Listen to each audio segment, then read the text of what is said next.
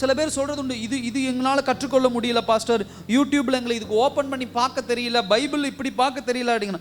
ஒன்றும் இல்லை, ஒரு ஃபோன் வாங்கி ஒரு நெட்டு போட்டு கொடுத்துருங்க. படிப்பறிவே இல்லாதவங்க தான் ஒரு ஃபோனை வாங்கி ஒரு நெட்டு போட்டு கொடுத்துருங்க. ஒரே வாரத்தில் என்னென்ன ஆப் வேணுமோ கரெக்டாக இன்ஸ்டால் பண்ணுவாங்க. வாட்ஸ்அப்பு, ஃபேஸ்புக்கு, என்னென்ன இன்ஸ்டாகிராம், என்னென்ன வேணுமோ அழகாக இன்ஸ்டால் பண்ணுவாங்க. இன்ஸ்டால் பண்ணுறது மாத்திரமல்ல, அதை எப்படி உபயோகிக்கணும், அதை என்ன செய்யணும், ஏது செய்யணும், அவ்வளவு அழகாக என்ன பண்ணுவாங்க, செய்வாங்க.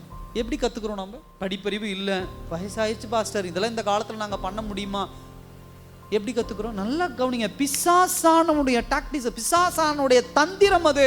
நம்முடைய மூளை அந்த திறமை கொண்டது தான். படிப்பறிவு ஒரு காரணம் காட்டாதீங்க. அதுக்கு ஒரு மிகப்பெரிய காரணம் என்ன தெரியுமா? பிசாசானவனுடைய ஒரு இன்ஃப்ளூயன்ஸ் தான்.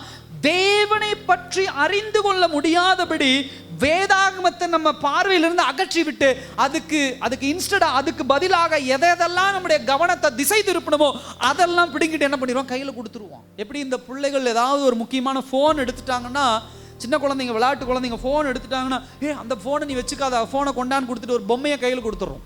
ஃபோன் 10,000, பொம்மை எவ்வளோ? ஒரு 50 ரூபா வச்சுக்கோங்க. 10 ரூபா, 20 ரூபா, 50 ரூபா பட்ஜெட் வச்சுக்கோங்க. இப்போ 50,000 ரூபாய் ஃபோனை மீட்டு நம்ம கையில் எடுத்துட்டோம், 10 ரூபா பொம்மையை கொடுத்தா அந்த பிள்ளைக்கு ஒரே குஷி ஆகிடுது.